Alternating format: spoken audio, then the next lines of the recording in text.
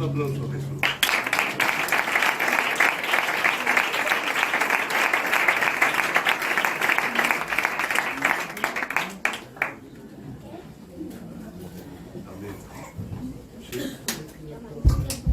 ¿Sí? ¿Me escucháis? Les saludo en el nombre de Jesús. Me siento muy gozoso de estar en esta tarde en medio de vosotros y veros en bien y en bendición. Y deseo que de una forma muy especial la gracia de Jesús esté en vuestros hogares. Deciros que agradezco al pastor y a los hermanos el trato recibido en lo que llevamos de día, su respeto, su cariño, y espero en esta tarde que la palabra del Señor nos haga bien. ¿Cuántos tienen hambre de la palabra de Dios? Amén. Pueden decir para un fuerte amén. Amén. Hoy vengo arrastrando un proceso bíblico, llevo días, pero sí me gustaría predicar la palabra lo mejor que pueda y sepa. Pero también me gustaría que ustedes, de vez en cuando, digan amén. Si no llegan a decir amén, por lo menos que hagan una seña. Porque es bueno expresar para nuestro Dios cuando Él nos está haciendo. ¿Puedes quitar el rever, por favor? Y me haces una breve melodía. Los que tengan Biblia vamos a leer unos versos en el libro de Lucas, capítulo 10, verso 25 al 31, y espero que a través de estos versos el Espíritu de Dios nos administre a todos. Dice la Biblia: he aquí un intérprete de la ley se levantó y dijo para probarle: Maestro, ¿haciendo qué cosa heredaré la vida eterna? Él le dijo: ¿qué está escrito en la ley? ¿Cómo lees? Aquel respondiendo dijo: amarás al Señor tu Dios con todo tu corazón, con toda tu alma, con todas tus fuerzas y con toda tu mente, y a tu prójimo como a ti mismo. Y él le dijo: bien has respondido, haz esto y vivirás. Amén. Cuando examinamos este pasaje, hermanos, a la luz del contexto de las Escrituras, parece ser que cuando este intérprete de la ley se levanta y le dice para probarle: Maestro, ¿haciendo qué cosa heredaré la vida eterna?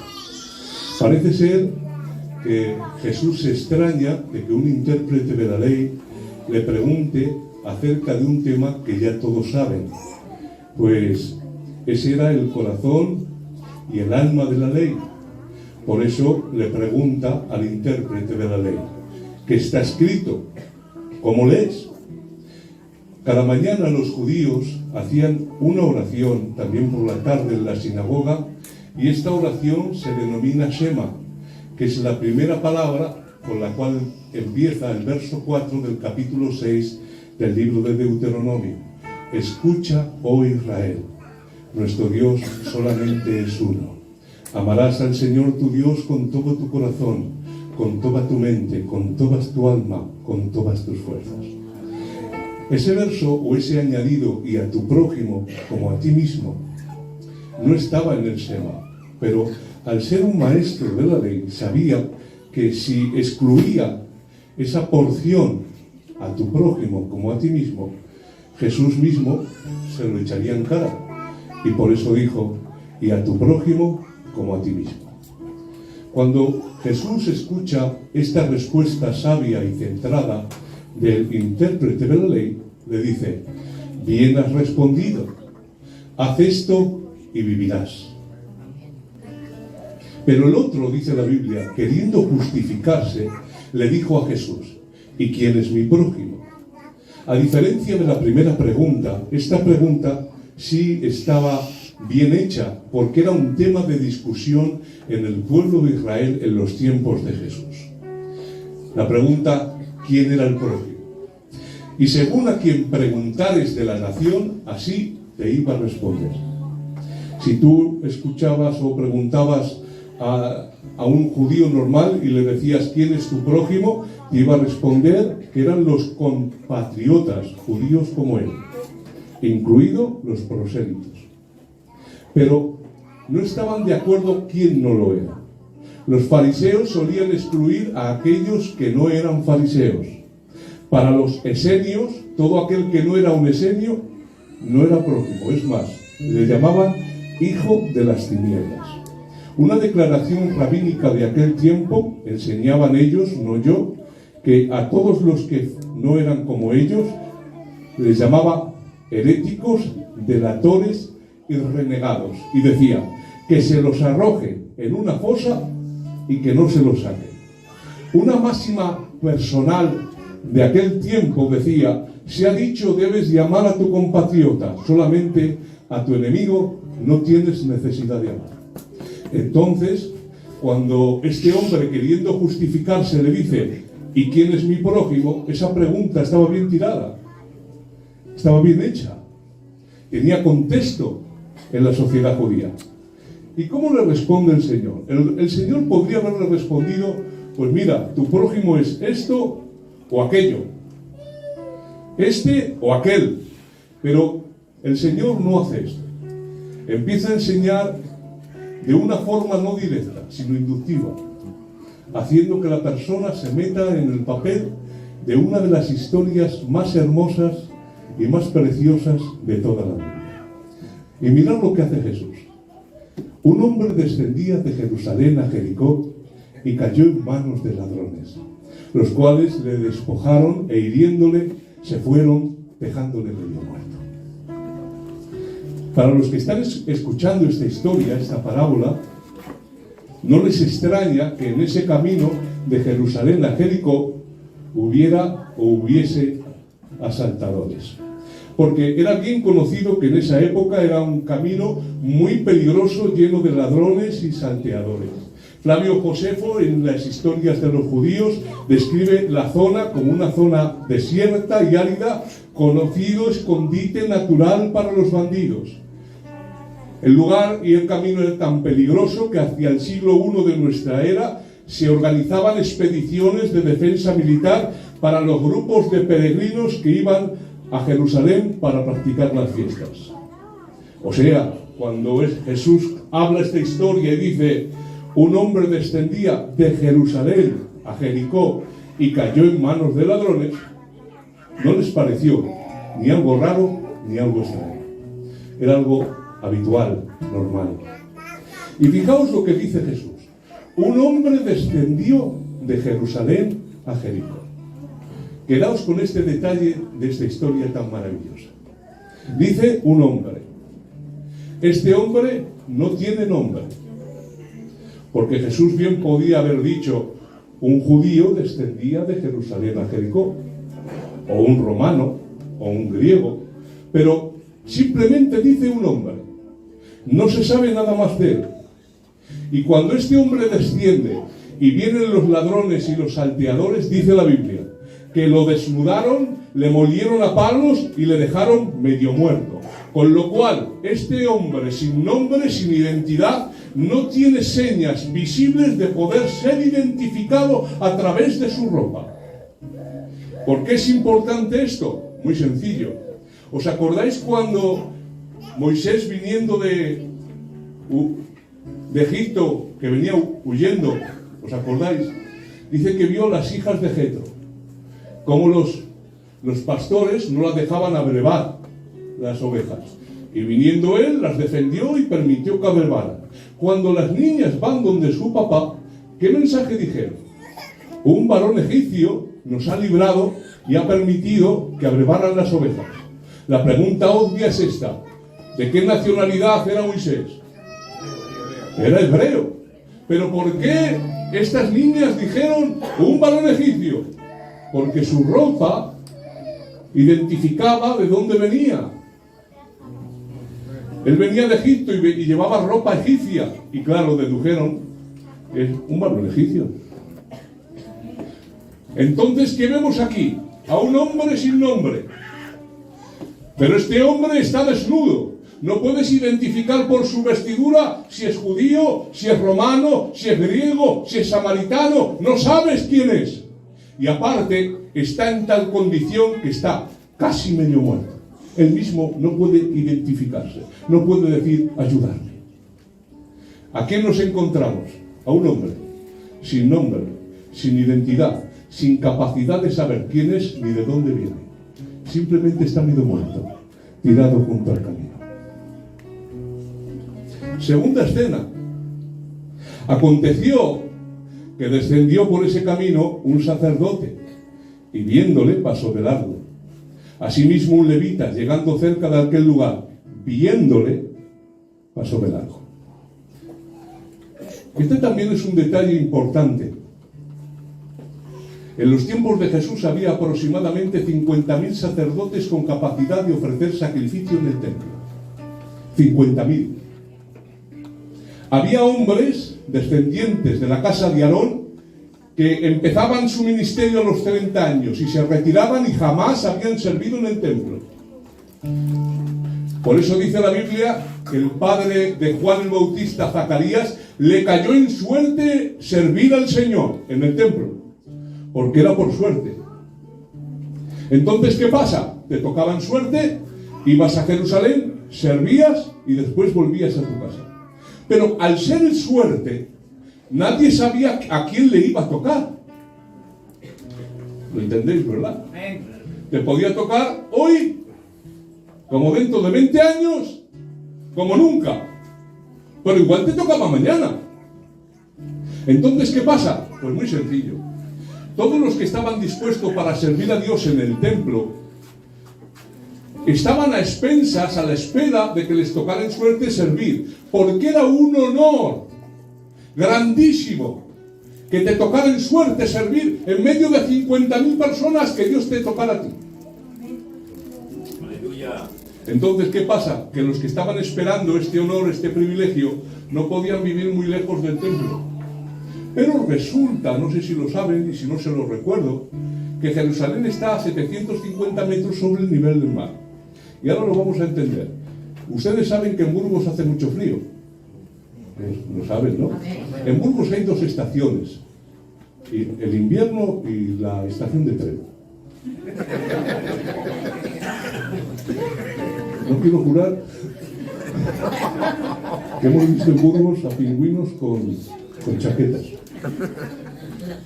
Bueno, ¿y por qué hace tanto frío en Burgos? Muy sencillo, porque está a 816 metros sobre el nivel del mar.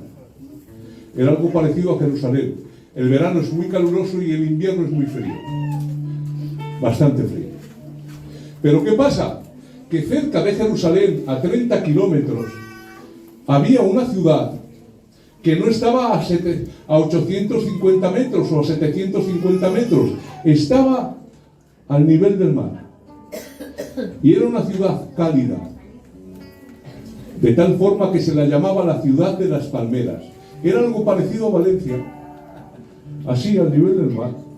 Y si tú tienes que esperar a subir al templo y puedes escoger dónde vivir, o en Burgos, que hace frío, o en Valencia, que no pasas frío, que hay palmericas y que la gozas, ¿dónde eliges vivir tú? Hombre de Dios.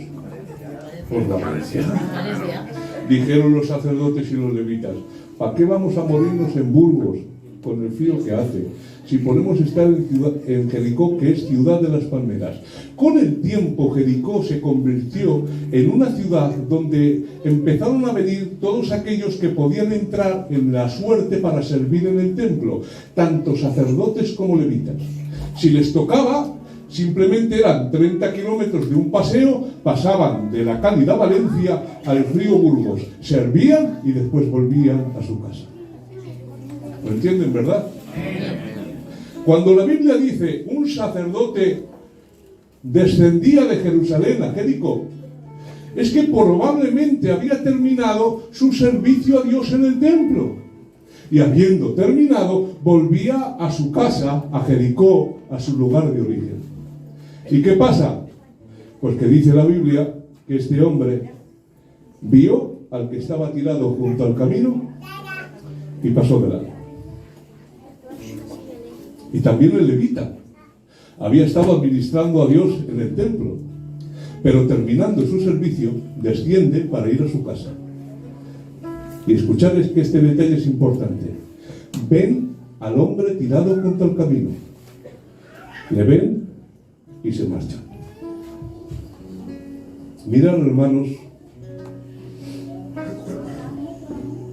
para nosotros esto es una historia más, pero para un judío no lo es.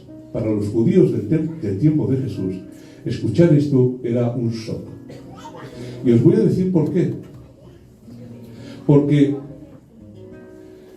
para un judío, el sacerdote y el levita eran la crème de la crème del pueblo de Dios. A lo máximo a lo cual podía aspirar un judío, un israelita, era a servir a Dios lo más cerca posible de Él, de su lugar de revelación. ¿Y dónde era este lugar? El templo. ¿Por qué? Porque si os dais cuenta, Israel a través de toda su historia ha sido una nación cuyo centro ha sido Dios. Y todas sus administraciones, todas sus leyes, todos sus sueños, todos sus propósitos han estado alrededor de Dios y sus cosas. Entonces, para un judío, esto es lo sumo. Un sacerdote y un levita. Aquellos que más se pueden acercar a Dios. Aquellos que tienen el privilegio de servirle en sus cosas. Aquellos que pueden acercarse a las cosas más sagradas y más santas. Y ahora escuchad, dice, y viéndolo, pasaron de largo.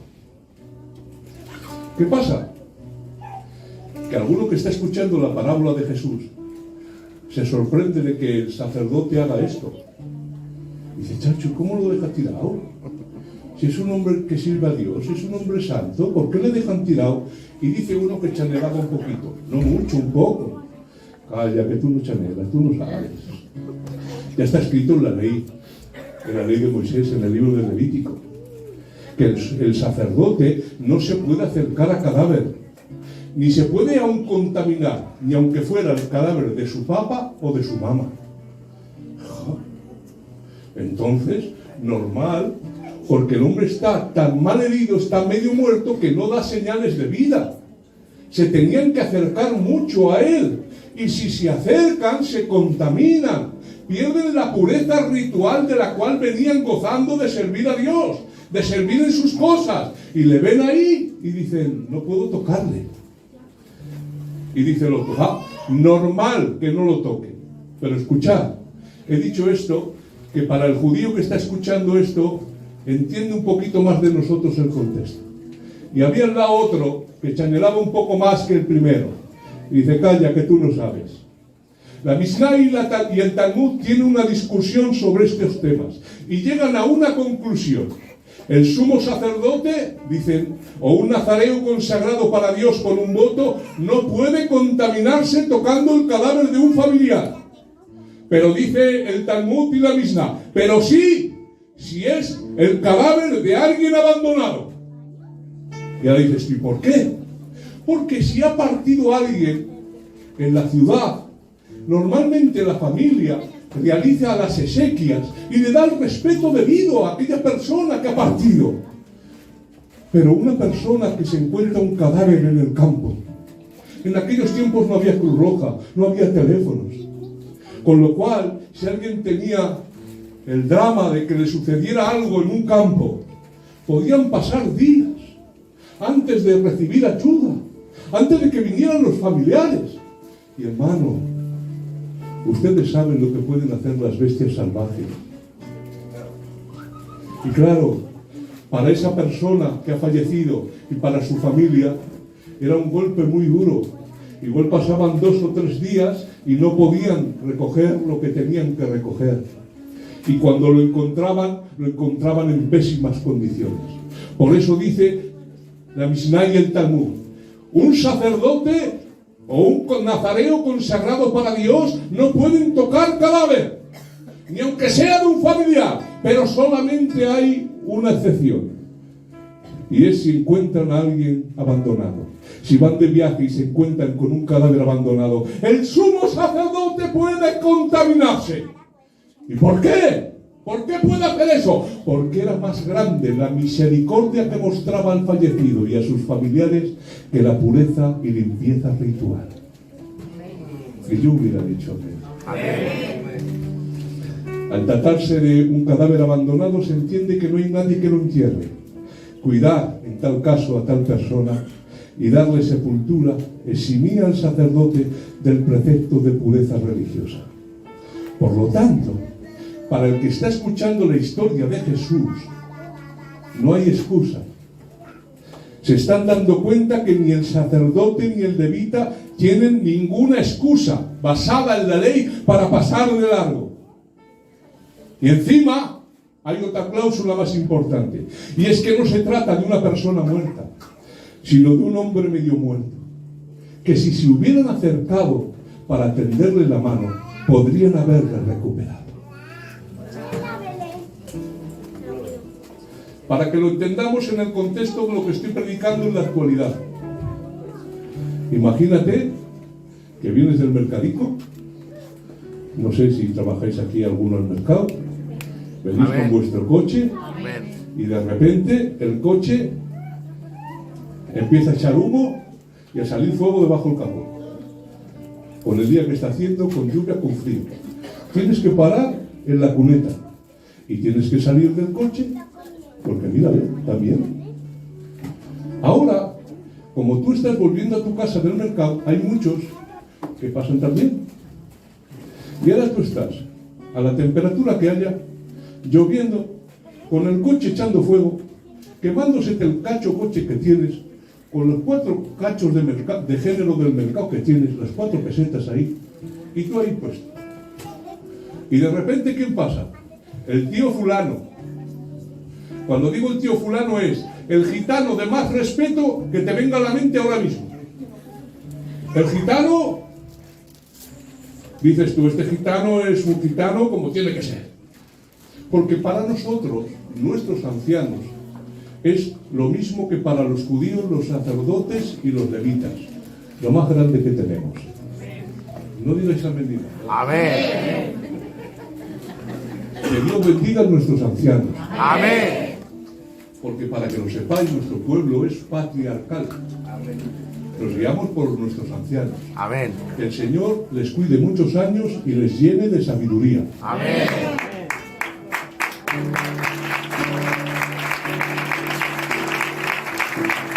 Pues a él, ahora, a ese gitano que cuando tú hablas o te hablan de un gitano de respeto, de peso, un gitano anciano que te levantas, te peinas para hablar con él. Pues ahora resulta que estás tirado con esta temperatura, lloviendo, el coche quemándose, pasa el gitano por el coche, te mira y se marcha. Y ahora dice alguno cuando se entera, ¿no te habrá visto? ¿Cómo va el tío fulano pasar para ahí y con el coche vacío y no te va por lo menos a preguntar? Hijo, ¿qué ha pasado? No, sí me ha visto. Como el pasaje del... Sí me ha saludado. Y se marcha. ¿Tú ves normal eso? Pues eso es lo que estaba contando Jesús a los judíos. Eso es, contextualmente hablando, extrapolando la cultura. No te entra en la cabeza que lo mejor del pueblo haga eso. Porque vuelvo a decir, si no te hubiera visto, pero es que Jesús especifica doblemente, y viéndolo, pasaron de largo. Ahora todo el mundo, ¿cómo se te queda el cuerpo? Que mientras viene la grúa 1h30 y tú allí llorando bajo la lluvia, cantando no, llorando, y muerto de frío, y el coche achicharrado, y el género quemado, y tú ahí llorando. ¿Te podía haber llevado el gitanico a casa en un minuto? Por lo menos. Pues esa es la sensación que está en los oyentes de los que están escuchando la parábola. Se les ha caído un mito. Tercera escena. Pero un samaritano que iba de camino, un samaritano, nos acaba de decir que lo mejor de Israel, mira lo que ha mandado. Pero un samaritano, dice Jesús. El oyente ahora dice, si lo mejor de Israel, que es el sacerdote y el levita dejaron a este hombre medio muerto y no le ayudaron, el samaritano, que he escuchado yo, decía uno, que son caníbales, cuando lo ve allí, se lo come. ¿Por qué digo esto de caníbal? Ahora vais a entenderlo. Había una enemistad de siglos entre los samaritanos y los judíos. Ustedes saben que los samaritanos eran el resto de la mezcla del pueblo de Israel que no fue llevado cautivo a Siria, que se mezclaron con naciones que el imperio asirio había traído a Israel, porque los asirios tenían una máxima: cuando conquistaban Francia y España, se llevaban a los españoles a Francia y a los franceses a España. Así, si se sublevaban, aunque vencieran, no hubieran recuperado su tierra, sino una tierra extraña. Entonces, ¿qué hicieron? Se llevaron a las 10 tribus, las esparcieron y trajeron a muchos. Y estos se mezclaron. Y no solamente era una mezcla racial, también era una mezcla religiosa, un sincretismo religioso. Porque no dejaron sus reyes, sus dioses paganos, y los mezclaron con las creencias de aquellos que estaban en la tierra de Israel. ¿Y qué pasa? Se llevaban a muerte. Porque los samaritanos, cuando al pueblo de Israel le venía bien y estaba bendecido, por ejemplo, en los tiempos de Nehemías, que el rey le dio permiso para edificar las murallas y el templo, ellos se hacían pasar por judíos. ¿Me explico, verdad? Como el pueblo de Israel está bendecido, yo soy judío. Pero cuando venían los enemigos del pueblo de Israel y había problemas, decían, tranquilo, chacho, tranquilo, que yo no soy judío, que es primo segundo. Ni primo, conocido, y de lejos, no le hablo, le veo de lejos. ¿Para qué? Para evitar problemas. Decía la Mishnah, quien come con un samaritano es como quien come carne de cerdo. Es más, a los samaritanos los judíos les llamaban perros. Por eso, cuando Jesús va a Samaria, los judíos se extrañaron, sus apóstoles, porque todo el mundo daba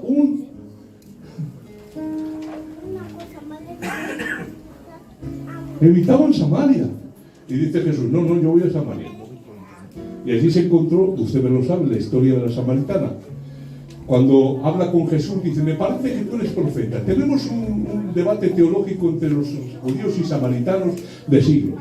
Nosotros hemos levantado un templo a Dios en el monte Gerizim. Vosotros lo habéis levantado en Jerusalén. ¿Dónde hay que adorar a Dios? ¿Os acordáis?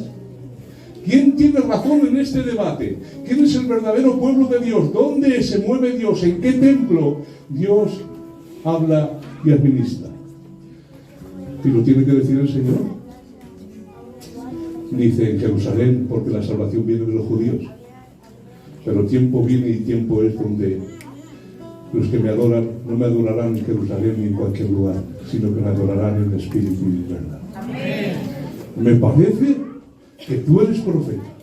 Y fue y se lo contó a los samaritanos. Y dijo, me parece que he hallado al Cristo. Y vinieron y se convirtieron. Lo dejamos ahí, ¿verdad? Cuando Jesús está predicando, una de las acusaciones que tenían los dirigentes judíos era, no tenemos razón de que eres samaritano, estás poseído y estás loco. Entonces, al que está escuchando la historia, cuando le dicen que ha entrado un samaritano a escena, dice, lo normal es que lo maten. Si estos no le han ayudado, que son los mejores del pueblo, el samaritano lo mata. Pero grande es la sorpresa de los oyentes, cuando Jesús sigue la historia y dice, y acercándose este odioso, entre comillas, samaritano, vendó sus heridas, les echó aceite y vino, le puso en la cabalgadura, lo llevó al mesón y cuidó de él. Al otro día, al partir, sacó 2 denarios, los dio al mesonero y dijo, cuídamelo, y todo lo que gastes de más, yo te lo pagaré cuando regrese. Amén. ¿Quién es este personaje? A través de lo que dice Jesús se puede interferir o llegar a algunas deducciones.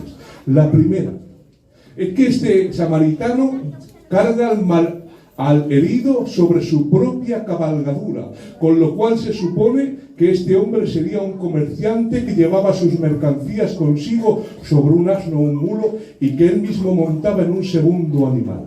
A favor de lo que estoy diciendo era que este comerciante recorría frecuentemente aquel trayecto. ¿Y saben por qué lo sabemos? Porque el posadero le dejaba fiado.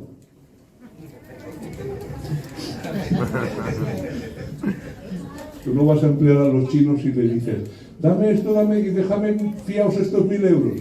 ¿Qué te dice el chino? No se fía.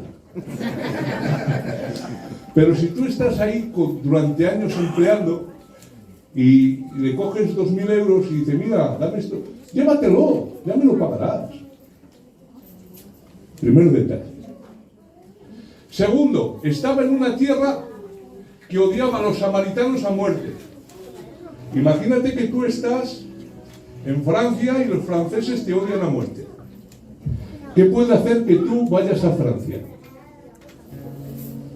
Hay dos cosas. La primera, la religión. Por Dios, por tu religión, irías a Francia aunque te odien y te quieran matar, aunque te desprecien. Pero este hombre no era por religión, porque su templo estaba en el monte Gerizim. ¿Sabes cuál es el único segundo motivo por el cual un hombre iría a una nación tan odiada? Te lo digo. La economía. Por el dinero. Dame de comer y después llámame perro. Decid lo que queráis. Yo me estoy forrando. Yo después me voy a mi casa y llevo la cuenta bancaria hasta arriba. Entonces, este hombre no estaba en ese lugar por una devoción a Dios. Era un negociante que comerciaba, que le dejaban fiado, que pasaban muy a menudo, que se metían con él, como pasaban los judíos en la Alemania nazi. Le despreciaban, le tenían en poco, pero como ganaba dinero le daba igual. Y una persona que es capaz de soportar toda esa presión psicológica y todo ese desprecio social por ganar dinero, es una persona muy fuerte mentalmente, ¿eh?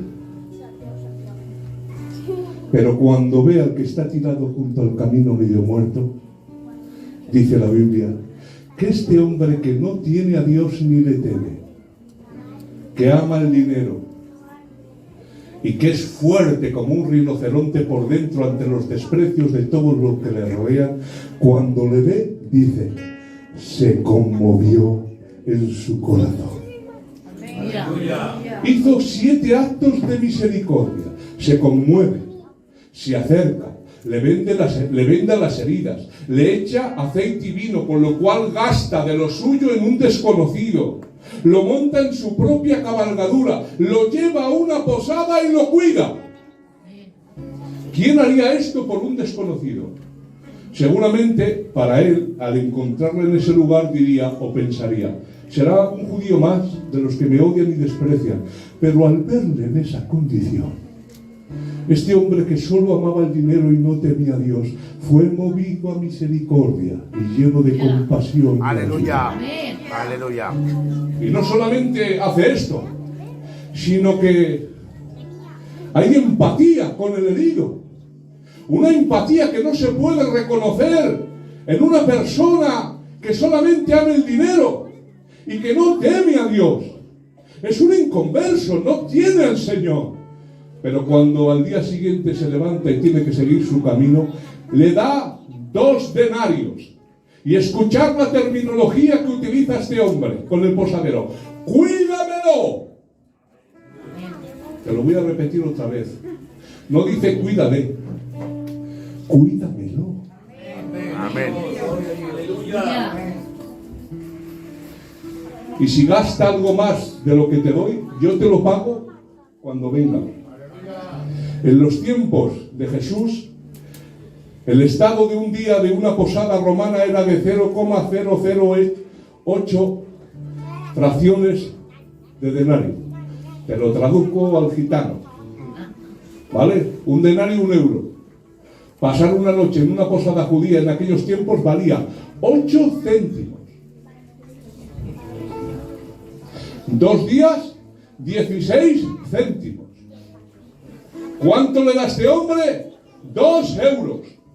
Te extrapolo las cantidades al día de hoy. Un hotel no muy así, un hotel decente, bueno, que lo coges por una página de internet de 3 estrellas. Un día, 50 euros. Y 2 días, 100 euros. Pues ¿sabes cuánto le dio este hombre extrapolando las cantidades de aquel tiempo a este? Si un día era 50 euros y 100 euros, este hombre pagó de su bolsillo 1.200 euros por un desconocido.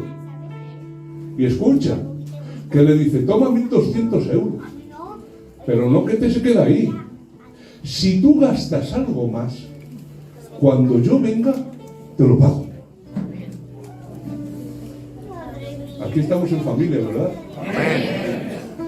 Imagínate que viene tu hermano.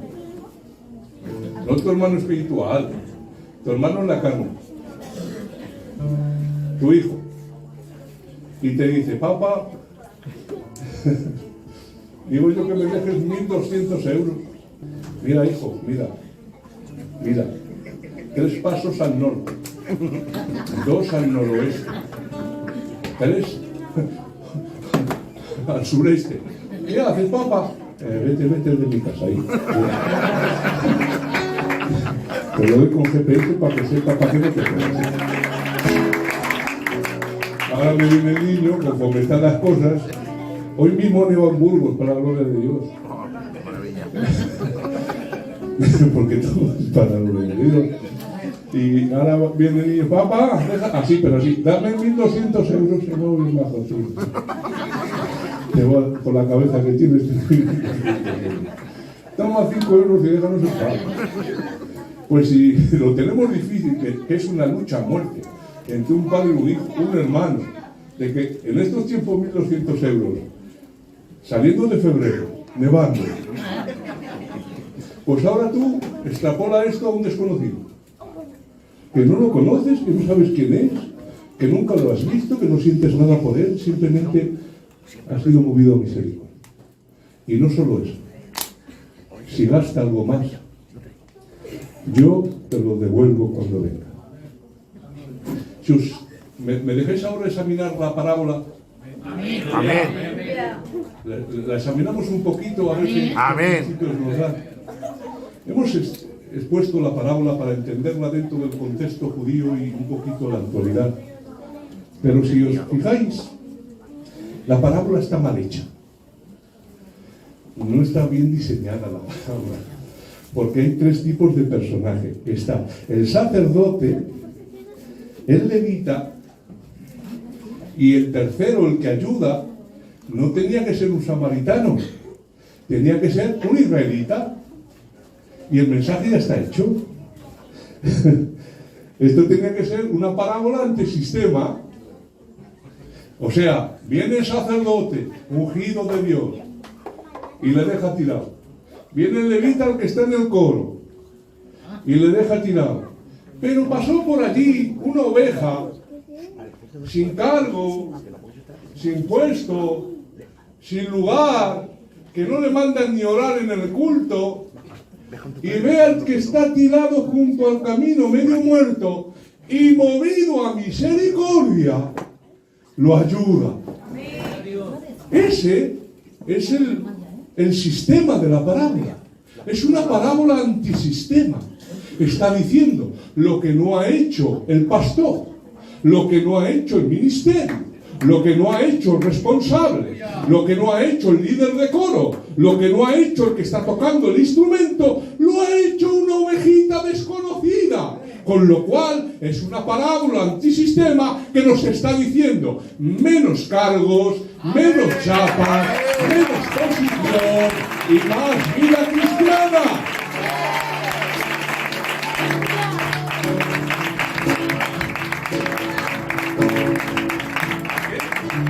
Ahora entendéis, ¿verdad? Qué bueno.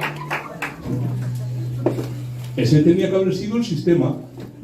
Tenía que haber sido sacerdote, levita y israelita. Te paso el balón, te lo he dejado, mete gol, ya está. una parábola antisistema. Mucho cargo, mucho puesto, mucho título, mucha chapa, mucha medalla, pero de vida cristiana, naranjas de la China. Perdón, naranjas de Valencia. Pero si os dais cuenta, la parábola no es así. No está diciendo sacerdote, levita, israelita. No está diciendo pastor, coro y oveja. Está diciendo pastor, coro, inconverso. Y aquí ya no es una parábola antisistema. Aquí el Señor nos está dando guantazos por todos los lados. Porque ya no está diciendo que aquel que no tiene cargo, título, medallas, puestos, que hay que vivir vida cristiana. Lo que está diciendo es: ¿qué te pasa, iglesia? Que lo que no hace el pastor, que lo que no hace el del coro, que lo que no hace el cristiano de 20 años, lo tiene que hacer un inconverso que no tiene a Dios. Y ya no es una parábola antisistema. Ya te está metiendo directamente el dedo en el ojo. Y te está diciendo: ¿qué te pasa, iglesia? ¿Qué te sucede?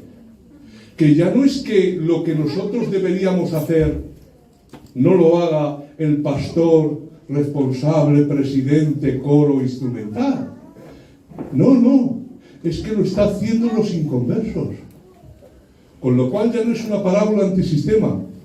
Está rompiendo el sistema. Está diciendo que en muchas ocasiones no tenemos ni alcanzamos el código moral de aquellos que no tienen a Dios. Y entonces esto es un problema. Porque cuando tu presunta vida cristiana no te lleva ni a mover un dedo por aquella persona que está sufriendo, perdóname, me tengo que cuestionar con mucho de que verdaderamente hayamos nacido de nuevo. Amén. Amén. Yo sé que os gusta que nos metamos con los pastores y con los predicadores.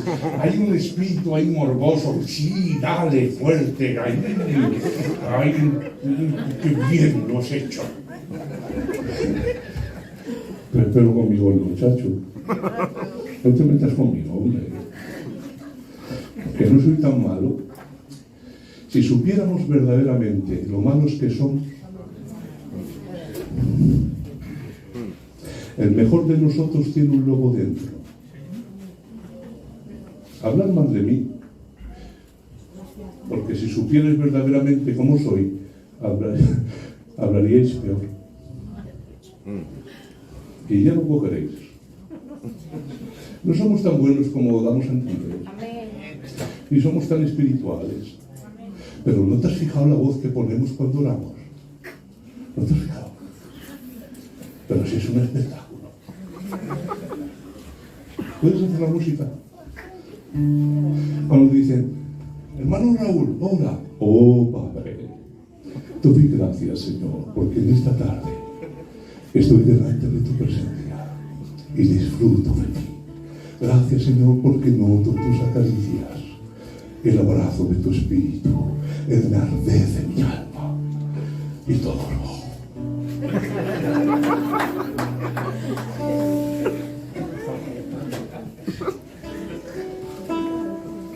Yo tengo 3 niños, que no es porque sean mis niños, pero no los hay del mundo. El primero se llama Jesús Andrés, el segundo Julio César, el tercero Luis Enrique, y no veo telenovelas.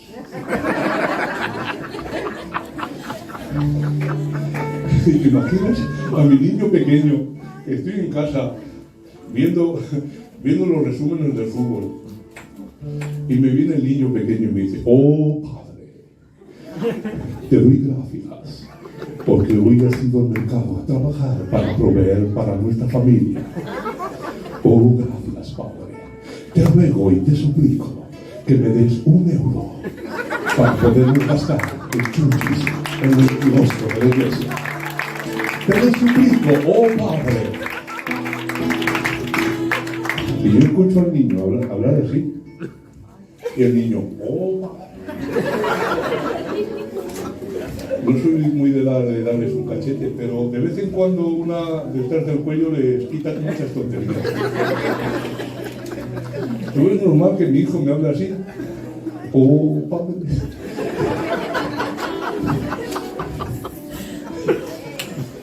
Con lo cual ya nos estamos dando cuenta que cuando oramos, no oramos verdaderamente para Dios. Estamos orando para que nos escuchen los demás. No somos tan buenos como aparentamos. No tenemos el nivel de espiritualidad que queremos dar a entender a otros. Nos pinchan un poco y saltamos. Y a veces, sin pincharnos, tenemos una agresividad contenida dentro. ¿Cómo estás? Anda que tú.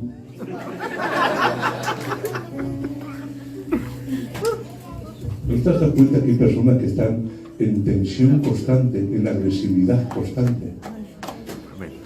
Pero somos muy espirituales. Somos muy buenos. Mirad, hermanos.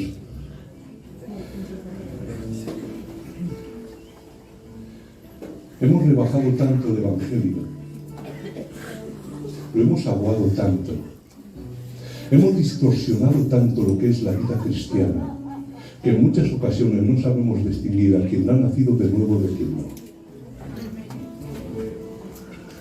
Y el creyente se manifiesta por su fruto. Amén. Aleluya a Dios. Me acuerdo de esa historia donde Jonás está huyendo de Dios. Porque hay veces que Dios te rompe los esquemas. Dios le estaba pidiendo a Jonás que predicara a Nínive, la capital del imperio asirio, que había hecho tal estrago en las filas de Israel.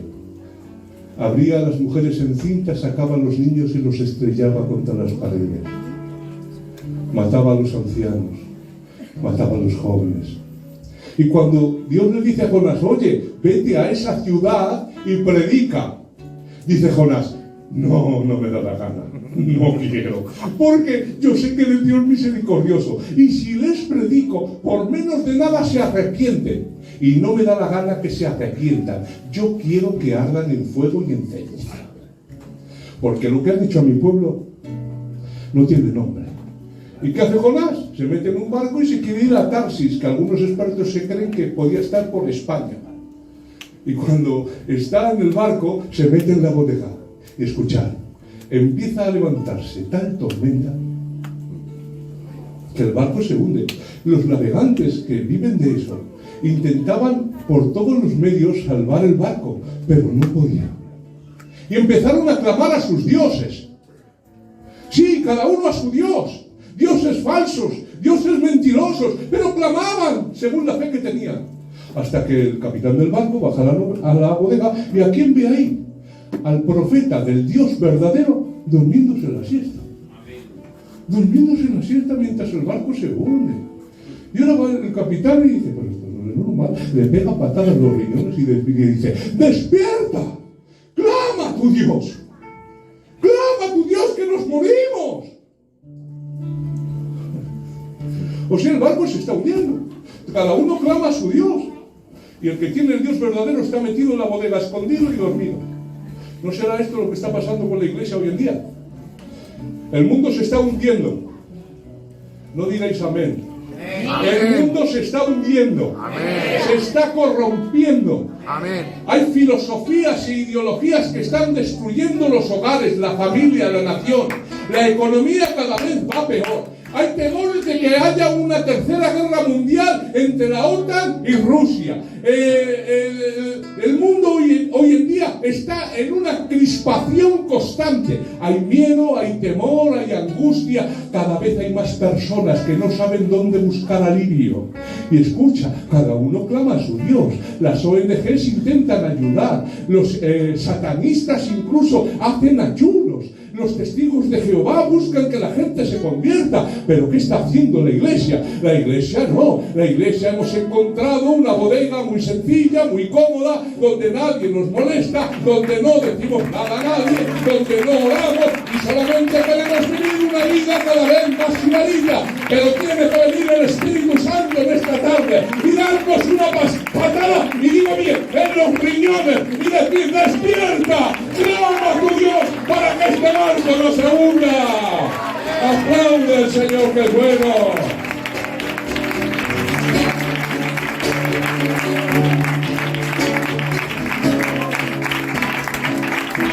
Pues tiene que despertar el Señor, ¿eh? Estamos viviendo vidas descafeinadas, con leche desnatada y sacarina. Esa es la vida cristiana actual. Todo light, todo desnatado, todo descafeinado.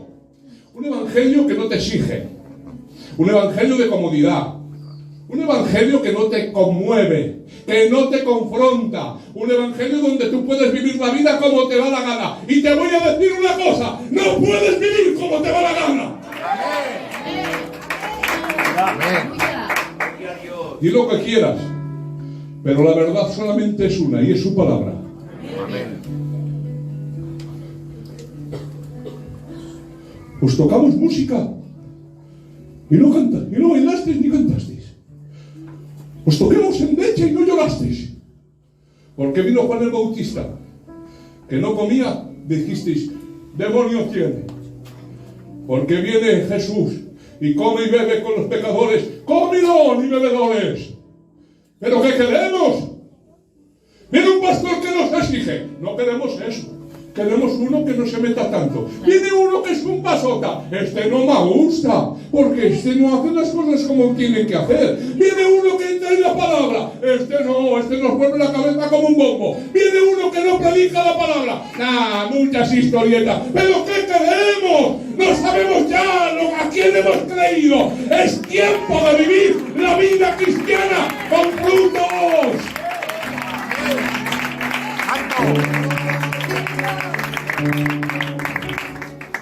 No nos definimos. Hemos aprendido a vivir la vida cristiana cumpliendo el mínimo común denominador. ¿Te lo explico, gitanico? Amén. ¿Cuánto tienes que echar a la ofrenda para no ser considerado así un poco tacaño?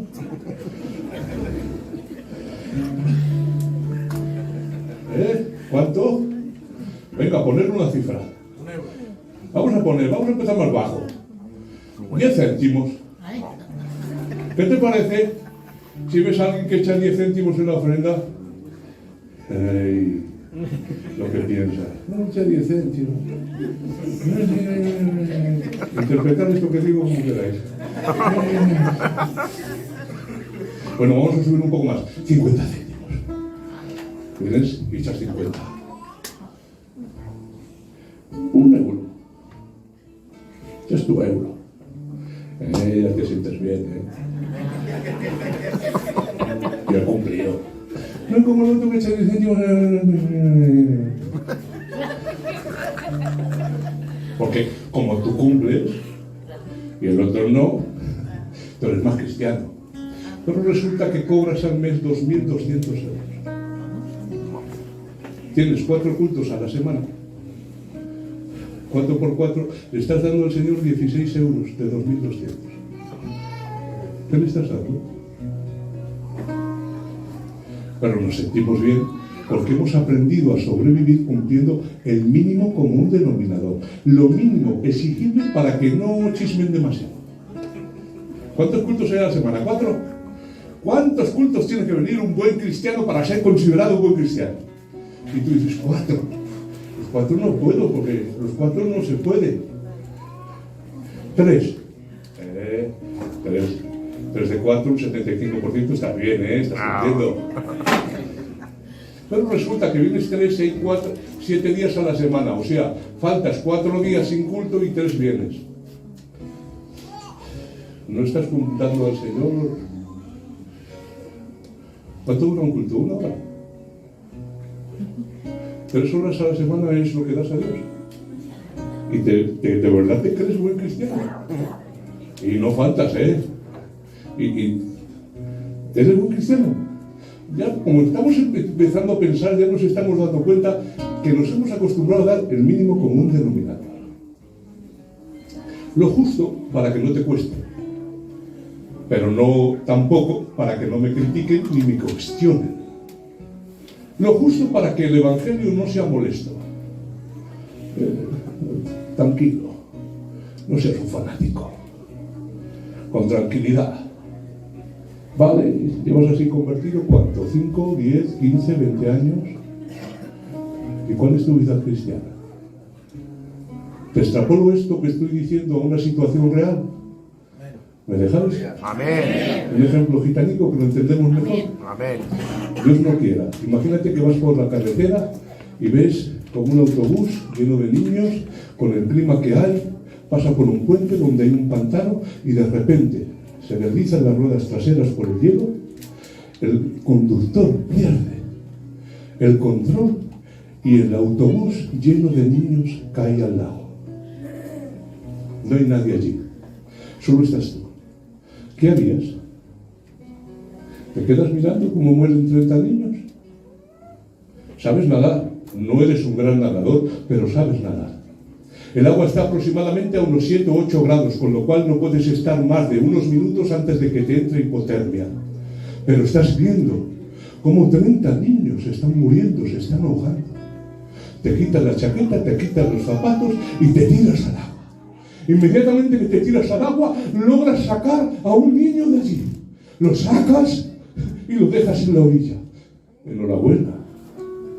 Eres un héroe. Seguramente mañana sacarán tu fotografía en un periódico.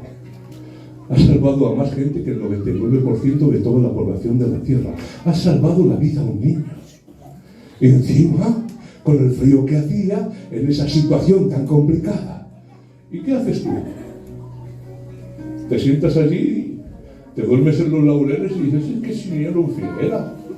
He salvado a un niño. Más que todos, que vosotros no habéis salvado a un niño. Yo sí.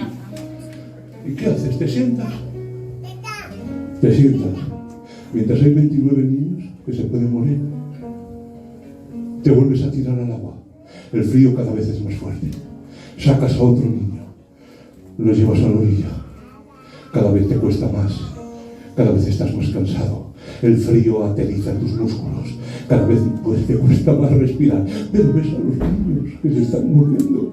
Se ahogan delante de ti. ¿Y qué haces? Te vuelves a tirar. Te lo digo aquí ahora, no vas a poder salvar a todos. No vas a poderlo salvar a todos. Pero cuando tú te esfuerzas a lo que tú puedes dar, cuando te eches en la cama por la noche y pienses en esos niños, dormirás bien, con la conciencia limpia y tranquila, pues dirás en tu corazón, Señor, hice todo lo posible. Todo lo que estaba en mi mano por salvar a esos niños. No pude salvarles a todos, pero sí hice todo lo que sí podía llegar a hacer. Esa es la vida cristiana. La vida cristiana no es ser perfecto. La vida cristiana es no alcanzar la perfección, no es eso. La vida cristiana es que a pesar de tus limitaciones, a pesar de tus fallos, a pesar de tus tropiezos, a pesar de tus equivocaciones, cuando te eches en la cama y cierres tus ojos y le digas al Señor, Señor, a pesar de cómo soy, a pesar de mis pecados, de mis luchas, de mis tropiezos, pero con todo mi corazón te estoy intentando servir y adorar. Dad ese aplauso al Señor.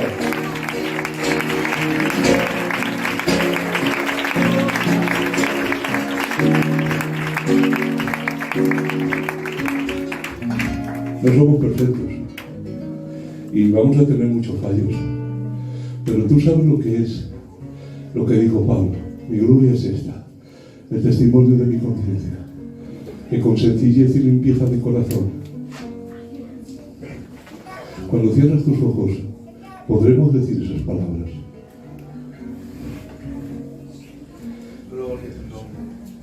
¿Me dejáis 2 minutos más y termino? Amén. Es tarde.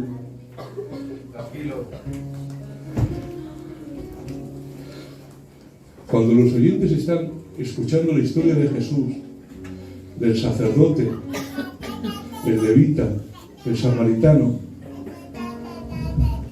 ¿con quién se identifican los oyentes?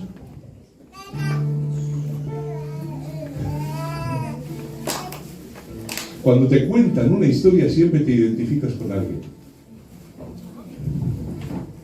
Y dices tú, que no, que sí, que sí. Tú míralo a los niños. Los niños se identifican con los héroes.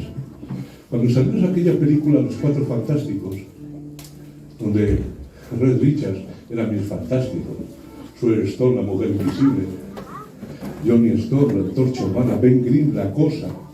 Si yo fuera uno de ellos sería la cosa. Los niños siempre se identifican. Por eso cuando ven una película de superhéroes, ¿qué hacen los niños? Soy Spiderman, soy Superman, soy la cosa. Tú lo haces cuando te predican. Que no, lo haces. Cuando te cuentan la historia del rey David que salió a vencer, a luchar contra el gigante Goliat, ¿con quién te identificas tú? ¿Quién eres? Como decía un británico, ¿cuál eres tú? Y David era un niño, el gigante medía 3 metros, y cogió una piedra y la lanzó en el nombre de Jehová, y Dios es más grande que tus problemas, y Dios es más grande que tus dificultades. ¿Con quién te identificas?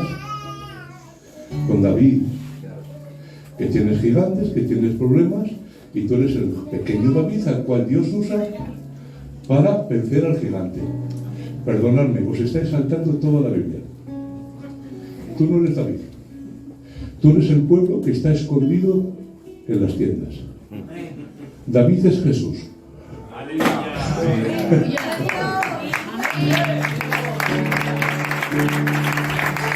Tú y yo estamos escondidos en las tiendas, tenemos miedo, no podemos enfrentarnos a nuestros gigantes, no podemos enfrentarnos a nuestros problemas, pero vino Jesús. Y Jesús sí venció al gigante. Amén. ¿Ves? Sin darnos cuenta nos identificamos siempre con los buenos. Otra frase humanista que hay por ahí: qué difícil es ser una persona sincera y honesta en un tiempo tan hipócrita. Y tú dices, sí. ¿Qué pasa? Una persona sincera, transparente. Porque todo el mundo la echa, pero yo no.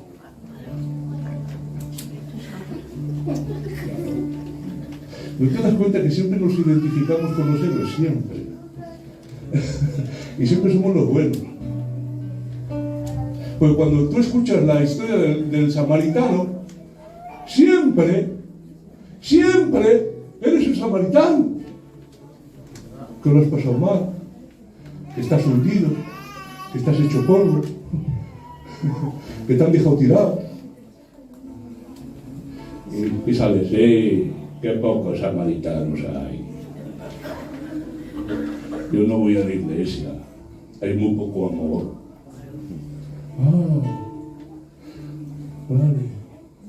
No sé si habéis escuchado algunas cosas de estas.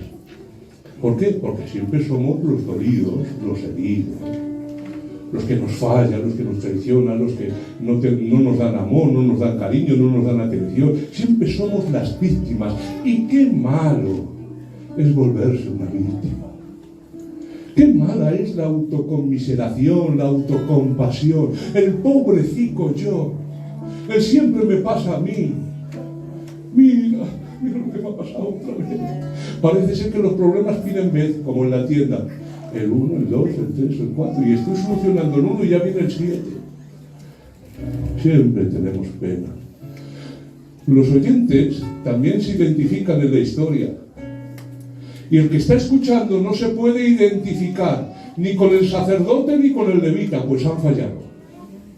Tampoco se pueden identificar con el samaritano, porque literalmente para ellos es un perro. ¿Con quién se identifican los oyentes? Con el herido, al cual el perro samaritano le ayuda y le salva. Y aquí la parábola, ya no es que sea una parábola antisistema, es una parábola que pone las cosas boca abajo. Porque siempre se había dicho que la salvación venía de los judíos. Pero ahora, la salvación no viene de los judíos. Escrito está en el libro de Romanos, de los cuales son los israelitas, de los cuales son la adopción, la gloria, el pacto, la promulgación de la ley, el culto y las promesas, de quienes son los patriarcas, y de los cuales, según la carne, vino el Cristo, el cual es Dios sobre todas las cosas. Pero si os dais cuenta, esta parábola está poniendo el mundo boca abajo. En la parábola la salvación no viene de los judíos, viene fuera de las fronteras de la ortodoxia. Aún más acaba con esas fronteras. Por eso el libro de Romanos capítulo 10 dice, Isaías dice resueltamente, fui hallado de los que no me buscaban, me manifesté a los que no preguntaban por mí. Yo os provocaré a haceros con un pueblo que no es pueblo, con pueblo insensato os mostraré a ira. Dios estaba diciendo que venía un tiempo donde no iba a ser el israelita el que salvaba, sino que venía uno fuera de Israel, donde ellos serían salvados por él. Y no digáis amén. Lo que está diciendo el Señor en modo de parábola es que no estamos a la altura de las exigencias del amor, porque todos hemos dejado a gente tirada medio muerta por camino. Amén, amén. Creo que esto nos debería hacer una reflexión, hermanos. Nos debería intentar mirarnos por dentro para replantearnos el tipo de cristianismo que estamos viviendo. Amén. Necesitamos más que nunca que el Espíritu de Dios abra nuestros ojos. Necesitamos más que nunca que el Espíritu de Dios sensibilice nuestro corazón. Y escuchad esto. Las manos que ayudan son más sagradas que los labios que oran. Aleluya.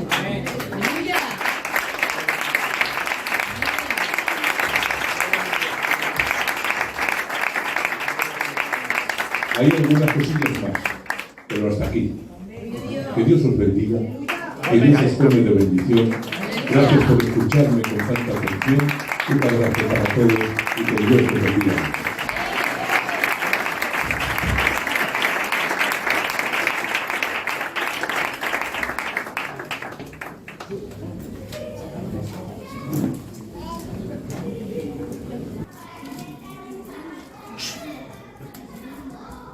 Raúl,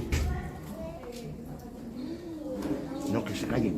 bienvenido en el nombre de Jesús. Amén.